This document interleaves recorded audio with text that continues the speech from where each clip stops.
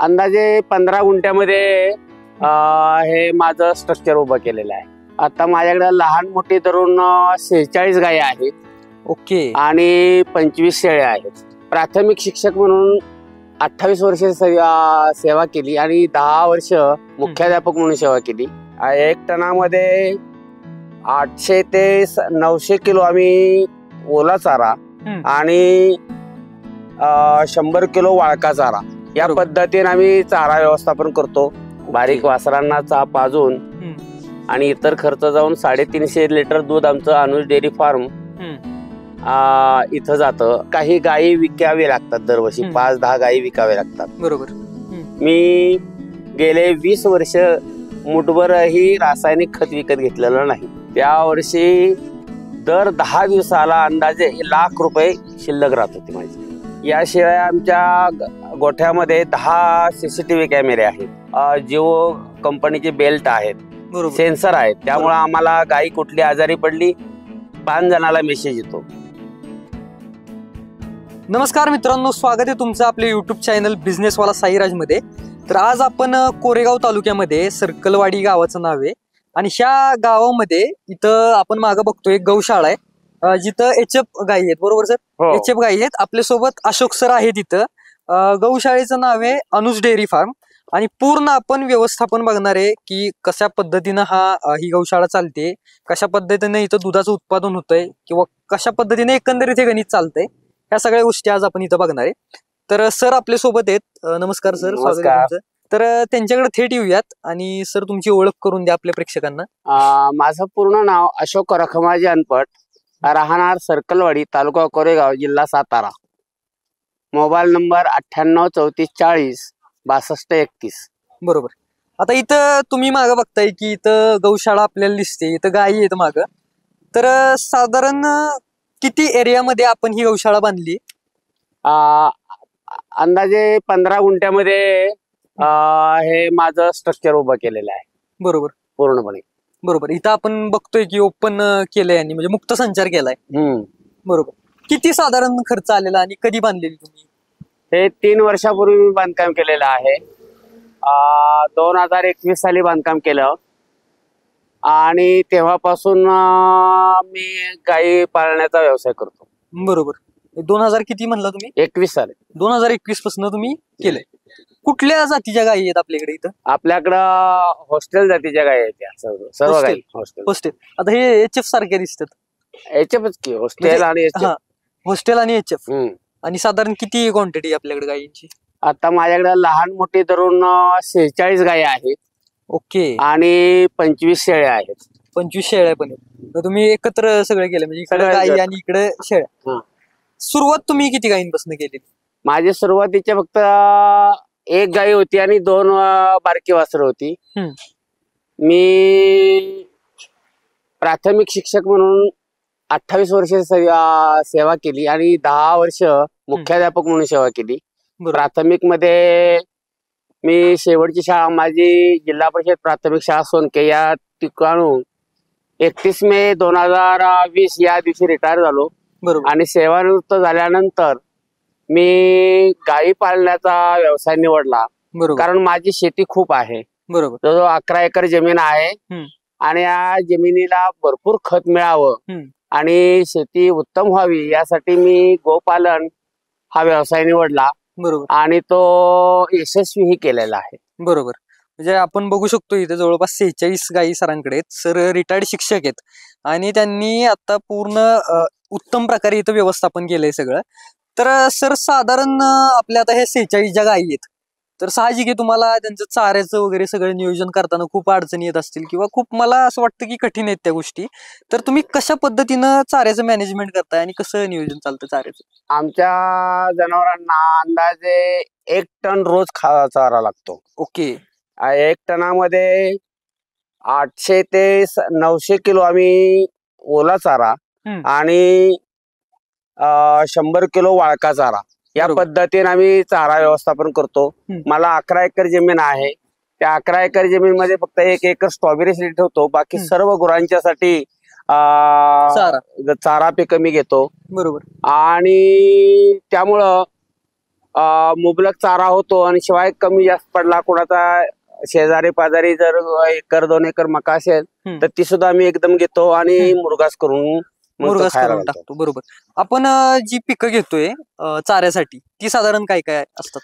चाऱ्यासाठी जी पिकं घेतो त्याच्यामध्ये मका, हत्ती घास आणि मेगा स्वीट असे बरोबर. 3 प्रकारची पिकं घेतो. आणि हे वर्षभर चारा चालतो हा सगळा म्हणजे 11 एकर मधला? 11 एकर मधला वर्षभर चालतो चारा. कमी पडला तर काही वेळेला बाहेरून खरेदी करावा लागतो. ओके. मग तुम्ही जो बाहेरून खरेदी करताय किंवा हा पण जो तुम्ही चारा तुमच्या शेतात करताय त्याला खर्च साधारण तुम्हाला किती होतो वर्षाकाठी? बाहेरून जर विकत घ्यायचा म्हटलं तर अंदाजे 5 रुपये किलो या दरानं चाऱ्याचा खर्च पडतो. इथे येऊन पॅक होणार कुठला सुका चारा का ओला? ओला चारा. ओला चारा. वाळक्या चाऱ्यामध्ये आम्ही गव्हाचं बुसकट, हरभऱ्याची कांड, ज्वारीचे बोंड अशी जे फुकट मिळणारे लोकांना जी टाकाऊ वस्तू आहेत ते आम्ही गोळा करतो, बरोबर. एकत्र करतो आणि तो चारा वर्षभरात लागेल एवढा साठवून ठेवतो आणि त्याचा वापर आम्ही करतो. बरोबर. आता साधारण कधी किती वाजता दिवसात आपण चारा टाकतोय इथं गायींना? आमचा सकाळचा पहिला दिवस सुरू होतो 6 वाजता. 6 वाजता आल्याबरोबर प्रथमतः आम्ही गव्हाण साफ करतो. गव्हाण स्वच्छ केल्यानंतर लहान जी वासरं आहेत त्यांना खुराक देतो आणि ज्या गाभण गायी आहेत आणि दुधापासून आटवलेल्या गायी यांना विलग करून त्यांना वेगळा ट्रान्झिट फीड वगैरे चारा दिला जातो आणि दूध देणाऱ्या गायी एका कंपार्टमेंट मध्ये घेतल्या जातात आणि मग आमचा 6:30 वाजता अंदाजे मिल्किंगला सुरू होतं. बरोबर. आणि गाई ज्या प्रमाणामध्ये दूध देते त्या प्रमाणात तिथं तिला फिडिंग त्या पद्धतीने केलं जातं. बरोबर. असं सगळं दिवसाचं एकंदरीत तुमचं आणि सायंकाळी 5 वाजता सुरुवात होते. 5 वाजता आल्यानंतर हेच पहिलं गव्हाण साफ करायची, नंतर लहान वासरांना आणि गाभण गायींना दूध न देणाऱ्या गायींना फिडिंग करायचं आणि नंतर मग धारा काढताना ज्या गायी ज्या प्रमाणात दूध देत आहेत जीवदानात 10 लिटर देणाऱ्या गाईला वेगळं आहार वेगळा किलो, बरोबर 15 लिटर दूध देणाऱ्या गाईला जास्त आहार. बरोबर. म्हणजे सगळं कॅल्क्युलेटेड तुम्ही त्या पद्धतीने करतो, प्रॉपर नियोजन केलं. आता साधारण तुमच्या ज्या गायी आहेत त्यातले दूध किती देणार आहेत 46 मधल्या? आता 46 म्हणजे लहान वासरं बी आहेत, आता काही गाभण आहेत. अंदाजे 20 गायी दूध देतात, 20 ते 25 गायी दूध देतात. बरोबर. काही गायी आता आठवायला आलेल्या आहेत, 4-5 गायी. मग साधारण किती तुम्हाला दूध होतं? आता दोन्ही वेळचं मिळून आमचं 350 लिटर दूध होतं. बारीक वासरांना पाजून आणि इतर खर्च जाऊन 350 लिटर दूध आमचं अनुज डेअरी फार्म इथं जातं. आणि थोडं काही गावातील एक डेअरी आहे त्याला एक 40 लिटर एका टायमाला, असं गोविंद डेअरीला एक 40 लिटर आम्ही घालतो. गोविंदला पण जातं तुमचं? गोविंदला जातं आणि 3.5 कॅन अमूल डेअरीला जातात. अमूलला पण जातं. म्हणजे ह्या सगळ्या ठिकाणी तुमचं दूध जात. लोकलला तुम्ही देता का? लोकल इथं गावात डेअरी आहे. म्हणजे डेअरीतच असं घरांमध्ये कुणाला दूध दिलं जात नाही. बरोबर. आता साधारण उत्पन्न किती होतं ह्या दुधाचं? 350 लिटर तुम्ही म्हणताय. सध्या जरा दुधाचे दर कमी झालेत, त्यामुळे जरा उत्पन्नावर परिणाम झालेला आहे. बरोबर. कारण खाण्याचं आणि उत्पन्नाचं बेरीज जवळजवळ समानच व्हायला लागलेली आहे. ओके. त्यामुळं सध्या दर कमी झाल्यामुळं हे थोडस गणित बिघडलेलं आहे. ज्या वेळेला दुधाचे दर 35 लिटरच्या पुढे होते, 35 रुपये लिटरच्या पुढे होते, त्यावेळेला चांगला नफा मिळत होता. बरोबर. परंतु आता दर कमी 28-29 रुपये दर बसतो, त्यामुळे जरा दुधाचे नफा कमी राहतो. तरी साधारण उत्पन्न किती होते आपल्या ह्या गोठ्यातनं? गोठ्यातनं तसं उत्पन्न म्हणलं तर खूप होतं. कारण का, जरी दुधामध्ये नफा नाही मिळाला तरी अंदाजे 2 ते 3 लाखाचा अंदाज शेणखत मिळतं. बरोबर. नंतर काही गायी विकावे लागतात, दरवर्षी 5-10 गायी विकावे लागतात. बरोबर. तरी बी आमचं 50-70 जनावरांची संख्या राहते. 10 गायी दरवर्षी विकल्या तरी, कारण नवीन जनावर या कंपार्टमेंट मध्ये येतात. बरोबर. मग ते सगळं तुमचा बॅलन्स होऊन जातो परत. तो गायी विक्रीचा आणि शेणखत आपल्या जमिनीला मिळतं. मी गेले 20 वर्ष मुठभरही रासायनिक खत विकत घेतलेलं नाही. बरोबर. संपूर्ण माझं जे खत आहे मी कुणालाही विकत नाही माझ्या शेतीला टाकतो. सगळं तुमच्या शेतीला जाते, शेतीला. त्यामुळे एकदम ऑर्गॅनिक शेती होते. बरोबर. 100% फायदा आहे तुम्हाला ह्या गोष्टी. याच्यात फायदा आहे. आणि दर 10 दिवसाला जो वेतन मिळतं तोच आपला पगार समजतो मी. बरोबर. 100%. त्यातनं जरी 75% खर्च झाले किंवा 80% जरी पैसे खर्च झाले तरी 20% नफा राहतो. तुम्हाला काय वाटतं, दूध व्यवसाय हा परवडतो का? दुधाचे दर कमी असताना जरा परवडायला कमी पडतो. दुधाचे दर ज्यावेळेला जास्त असतात त्यावेळेला हा व्यवसाय सारखा व्यवसाय नाही. सरकारी नोकरी किंवा इतर कंपन्यांमध्ये नोकरी करून 10 तास 12 तास काम करून जे वेतन मिळतं त्यापेक्षा इथं फक्त सकाळी 2 तास आणि संध्याकाळी 2 तास काम करायचं. त्यांच्या खाण्याची व्यवस्था केली एकदा की काहीही गोट्यात काम नाही. प्रत्येक कंपार्टमेंट मध्ये एक शुद्ध पाण्याचे हौद आहेत. ते दर 8 दिवसातून एकदा स्वच्छ करतो, त्याला चुना लावतो. त्यामुळं चुना लावल्यामुळं त्या पाण्यामध्ये शेवाळ होत नाही, पाणी शुद्ध राहतं आणि निर्जंतुक राहतं. तुम्ही 3 वर्ष झाला हा व्यवसाय करताय. तुमचं 3 वर्षाचे असं कुठलं वर्ष होतं की त्यात खूप जास्त तुमचं उत्पन्न निघलेलं? ज्या वर्षी मी सुरू केला व्यवसाय त्या वर्षी मला दुधाला दर चांगला मिळत होता. 38 पेक्षा जास्त आणि 44 रुपयापर्यंत दर मिळत होता.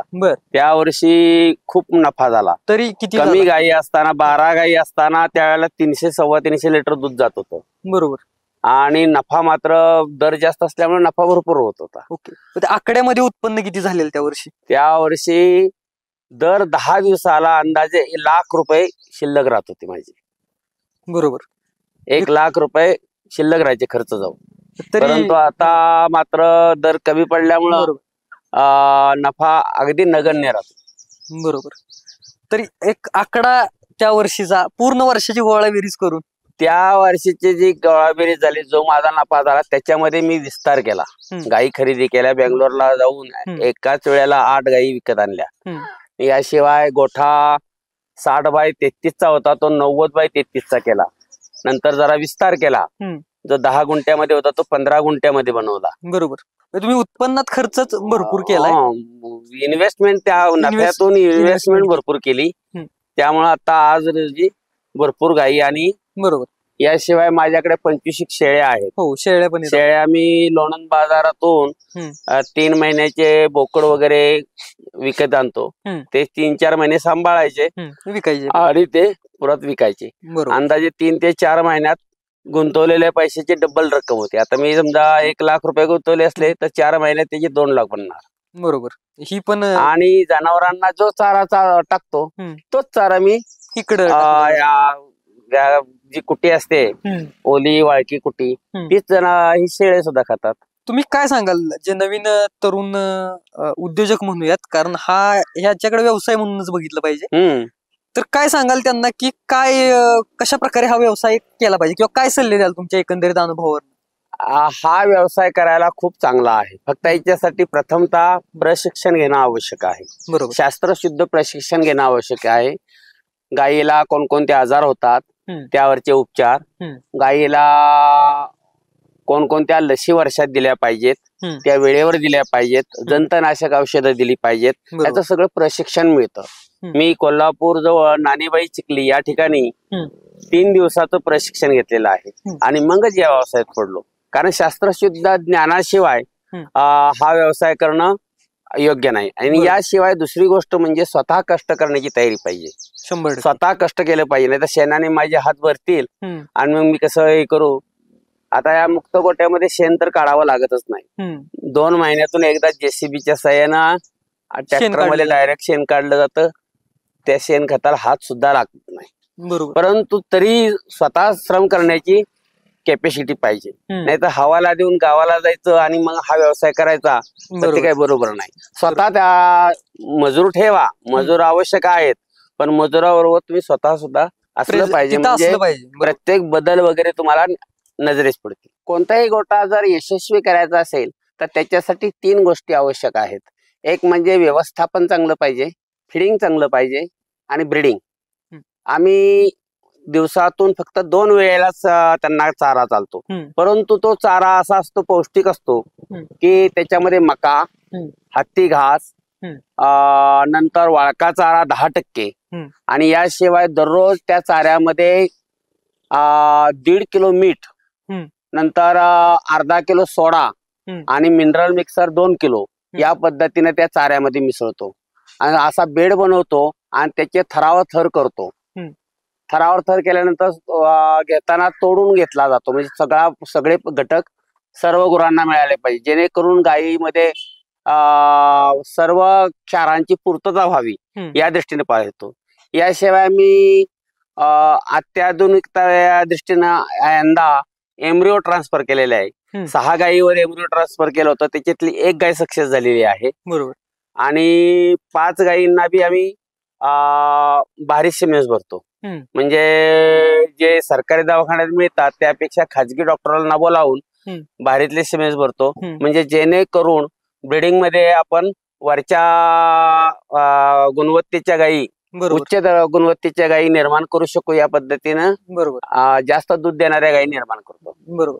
तर आता सर तुम्ही एवढं सांगितलं गोठ्याविषयी, तर काय वाटतं तुम्हाला भविष्यात काय करायचंय, म्हणजे काय भविष्यातले प्लॅन? अजूनही याच्यामध्ये अत्याधुनिकता आणायची आहे. अत्याधुनिकता आणल्यामुळं काय होईल, आणखी आमचे श्रम कमी पडणार आहे. आता उदाहरणार्थ मुरघास आम्ही बॅग मध्ये भरतो, त्याऐवजी आम्ही आता सिमेंट कॉन्क्रीटचे हौद बांधणार आहे मोठे 2, की ज्यामुळं मुरघास वाया जाणार नाही, सुरक्षित राहील. याशिवाय आमच्या गोठ्यामध्ये 10 CCTV कॅमेरे आहेत. प्रत्येक गायीच्या गळ्यामध्ये जिओ कंपनीचे बेल्ट आहेत, सेन्सर आहेत. त्यामुळे आम्हाला गायी कुठली आजारी पडली 5 जणाला मेसेज येतो, ओके, की गायीने चारा कमी खाल्लेला आहे, रवण केला नाही. मग त्या गायीला आम्ही बाहेर काढतो आणि तिला नक्की का खाल्ला नाही, तिला ताप आलाय, चेकअप केलं जातं, काय नक्की काय झालं ते डॉक्टरला बोलावून वेळच्या वेळ लगेच उपचार केला जातो. त्यामुळं या अत्याधुनिकता पाळल्यामुळं आमचा गोठा अगदी व्यवस्थित आहे. आजारी पडण्याचं प्रमाण अत्यंत कमी आहे. 100%. सरांनी खूप उत्तम अशी माहिती दिली आहे. म्हणजे जर कुणाला या व्यवसायात यायचं असेल तर 100% त्यांच्यासाठी खूप माहितीपूर्ण हा व्हिडिओ झाला असेल. तर धन्यवाद सर, तुम्ही खूप छान माहिती दिली, छान वाटलं तुमच्याशी बोलून. तर कसा वाटला एकंदरीत तुम्हाला हा व्हिडिओ मित्रांनो कमेंट मध्ये नक्की सांगा. जर तुम्हाला हा व्हिडिओ आवडला असेल तर हा व्हिडिओ लाईक करा, शेअर करा आणि आपलं चॅनल सबस्क्राईब करायला विसरू नका. धन्यवाद.